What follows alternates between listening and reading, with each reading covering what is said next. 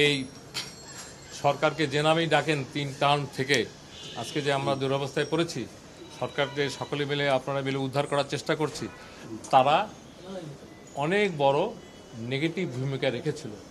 কোনো একজন ডিসিও বলে নেই যে আমি প্রতিবাদ করব, অথবা আমি রিটার্নিং অফিসার থাকবো না, অথবা আমি রিজাইন করলাম, আমি কাজ করব না। They all were with the connivance. এরই ভিত্তিতে আপনারা গতকাল দেখেছেন, মিডিয়াতে দেখেছেন, অনেকে দেখলাম যে নাম সহ দিয়েছে। আমরা 43 জন অলরেডি ওএসডি করেছি। ওএসডি তাদের করা হয় যাদের চাকরির বয়স 25 বছরের কম, আর 25 বছরের বেশি হয়ে গেলে তাদেরকে আমরা বাধ্যতামূলক অবসর দিচ্ছি, যেটা আপনারা আজকে জানতে চাচ্ছেন। নাম একটু পরেই জানবেন। আজকে আমরা 22 জন এরকম যারা ডিসি ছিলেন, তার মধ্যে সচিবও আছে, 22 জনকে আমরা বাধ্যতামূলক অবসর অবসরমূলক বাধ্যতামূলক অবসর দেওয়ার আদেশ জারি হয়েছে। এবং আপনারা আমাদের তো মপা যে ওয়েবসাইট, এখানে পাবেন, বিভিন্ন পত্রিকায় পাবেন। আর আমাকে এই যাওয়ার সময় আমরা এখন কিন্তু বাংলা একাডেমিতে যাচ্ছি, ওখানে আমাদের বিজি প্রেসের একটা ইউনিট আছে, সেখানে আমাদের কিছু প্রকাশনা উৎসব করব। You can come to there over a cup of tea, and আমরা ওখানে কথা বলতে পারবো আরও। আর এই ইস্যুটা হলো যে বার্তা দেয়া, যে প্রতিবাদ করা যায়, প্রতিবাদ করলেও যে ফল হয়, প্রতিবাদ না করার ফলে এই জাতি যে পর্যায়ে আসছে, এখান থেকে মুক্ত হওয়ার জন্য এই সরকার সিদ্ধান্ত নিয়েছে যে এই ব্যবস্থা নিতে হবে। ব্যবস্থা শুরু হয়েছে।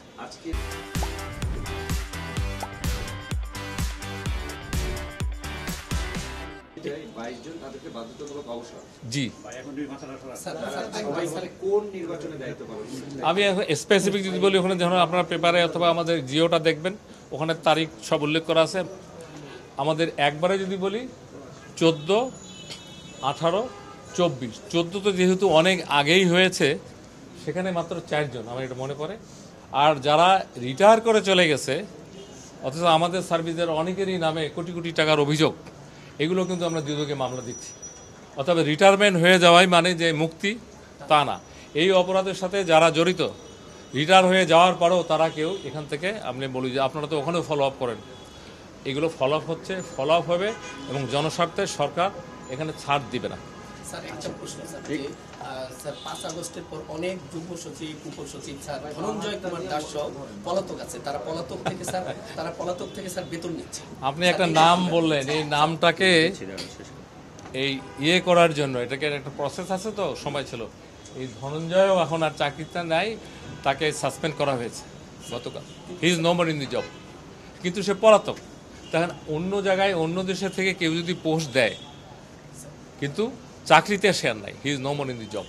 আচ্ছা, আরেকটা সংক্ষেপ করে ওখানে যাই আমরা, বলেন একটু, যেটা হলো যে অতিরিক্ত সচিব বা সচিব হিসেবে আছে যাদের বিরুদ্ধে ফ্যাসিস্টের দোষ বা অভিযোগ উঠছে, মানে তাদের ক্ষেত্রেও কি আপনারা বাধ্যতামূলক অবসর বা জয়েন্ট সেক্রেটারি যারা আছে, এরকম একটা সিদ্ধান্ত হয়েছে যাদের নামে দুর্নীতি অথবা ওভার অ্যাক্ট অথবা আমরা অতিরঞ্জন, আমরা যেগুলো বলি, একটা অফিসারের আইনের বাইরে থেকে অতিরঞ্জন হয়ে যে কাজগুলো করেছে, তাদেরকেও আমরা এই আন্ডার প্রসেস, এবং তারাও এই ধরনের আপনার চাকরি বিধির অধীনে যার যে সাজা, এটা তারাও পাবে।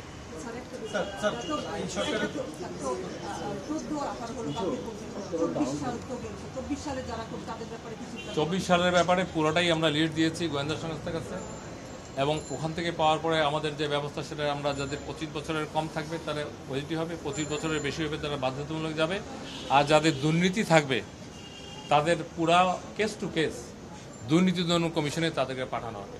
এবং রিটায়ার করাই মানে যে নিষ্পত্তি, তা না।